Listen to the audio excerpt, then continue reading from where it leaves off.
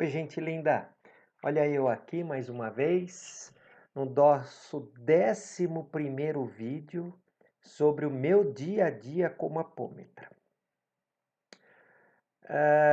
E ultimamente eu tenho falado bastante de tipos de encostos, né? E acho que isso tem sido interessante, muita gente tem procurado, tem muita gente, tem sido muito legal os feedbacks, né? Muita gente pedindo até para compartilhar, para usar a figura que eu uso do condomínio espiritual, vai, de todas as nossas personalidades residem. E fiquem à vontade, né? É aquela história. O que eu espero só é que honrem a fonte, que mencionem da onde vocês tiraram isso. E também, se não mencionarem, tudo bem. Aí cai para a consciência de cada um, né?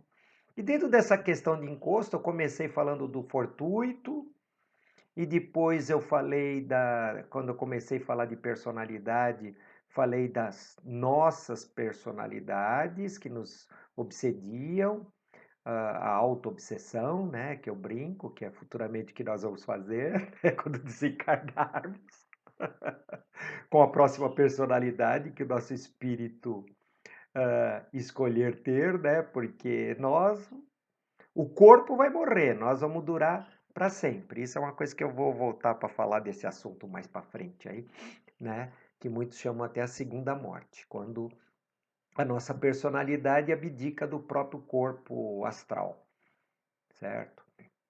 E também falei ontem da obsessão clássica, né? É o encosto clássico, é o obsessor que vem sempre cobrando e tal, aquela história toda. E hoje eu vou falar de um outro tipo de energia que eu já comentei dentro dos conflitos conscienciais apresentado pelo Godinho, que é a subpersonalidade, né? Então, só rememorando, são aquelas energias que criamos quando sofremos algum tipo de trauma nessa existência. Aí é uma subpersonalidade. Ela não tem corpo, ela se apresenta numa forma, mas ela não tem um corpo espiritual.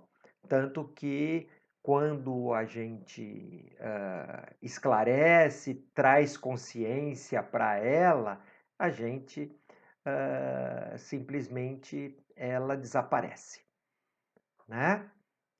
Muitas vezes o que eu faço é pedir que, se ela tem alguma energia que eu vejo, que eu percebo, né? Porque eu cada vez mais eu tento me eximir do mental. Então, quando eu percebo ali, quando eu intuio que algum daquele tipo de energia ela vai empoderar a consciência encarnada, eu peço para que seja integrada essa energia. Agora, aquela energia que é dissonante, aquela energia que desequilibra, né? Eu simplesmente a desintegro, certo? E que exemplos são esses? Como nós podemos ver isso no nosso dia a dia?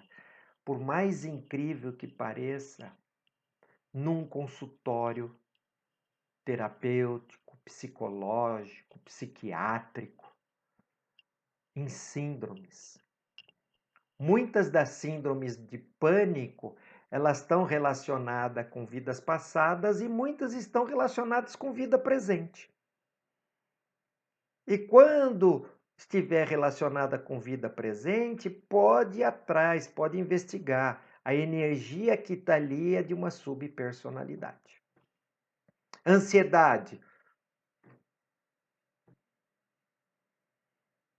compulsão, bulimia, todas podem ter um componente de vidas passadas como componente de vida atual, de um grande trauma, de um grande drama, né? Certo?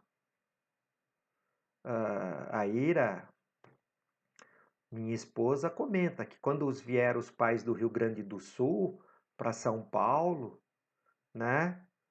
Moraram ali perto da Estação da Luz, E a mãe dela falava que tinha dia que o pãozinho que eles tinham era para ela, que era um bebê, né?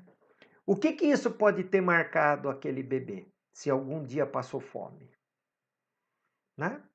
Pode de repente gerar uma obesidade,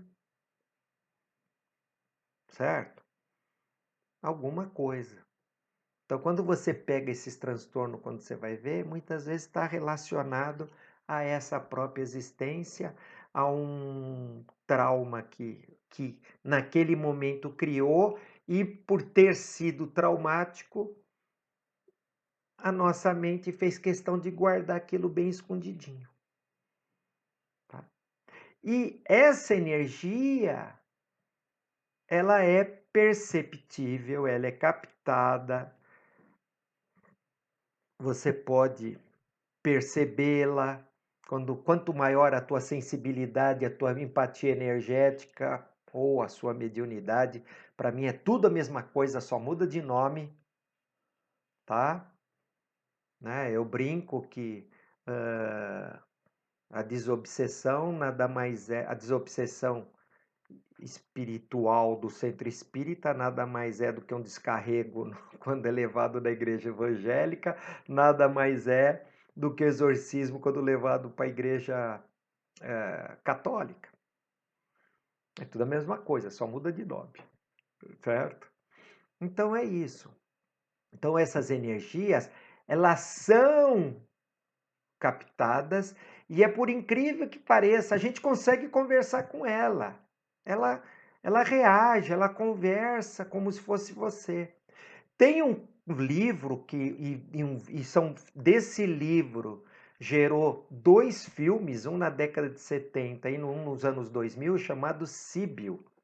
É uma história verídica, passada no final da década de 50, início da década de 60, com uma americana, né? Que ela se queixou de que ela tinha apagões, que quando de repente ela acordava, ela estava noutra cidade, cartão de crédito dela estourado, um monte de roupa que ela não lembrava de ter comprado, que nunca ela vestiria, e foi procurar uma psicóloga, né? Até da universidade ali. E que sobrou para aquela psicóloga porque os homens achavam que aquela mulher era louca. E é muito interessante olhar ali como os homens mesmo nem lhe consideravam o que ela falava, né? E meio com um spoiler aqui, né? No final, essa Síbil, que é um nome fictício, mas no filme agora, dos anos 2000, traz o nome verdadeiro, porque até aí a moça já tinha desencarnou em 90 e pouco, né? A Síbil, ela chegou a aparecer ali 16 personalidades. E no filme é mostrado o porquê que ela criou aquelas personalidades. Da onde surgiram aquelas personalidades? De um trauma muito forte que ela sofreu quando era criança, e eu não vou contar, porque é um filme Síbil, Sybil, que vale a pena ver o filme, e os dois, eu vi os dois seguidos, um de 3 horas, o outro 1 hora e meia, né? Eu vi os dois seguidos, além de eu ter lido o livro, né? E eu, para ler livro, com meu déficit de atenção, é muito, e aquele livro eu li no final de semana, porque ele é muito, ele prende a gente, tá? Então, fica aqui mais um tipo de encosto que pode ser doutrinado, encaminhado, esclarecido, levado consciência, só que nesse caso a gente desintegra, tá bom?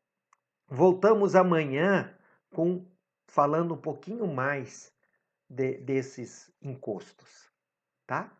Então, sou Flávio Marcos Lucas, apômetra, terapeuta atuando com várias ferramentas, entre elas as do Axis Consciousness. Tá? Um beijo do meu coração no coração de cada um de vocês e espero o quanto antes poder vê-los e abraçá-los pessoalmente.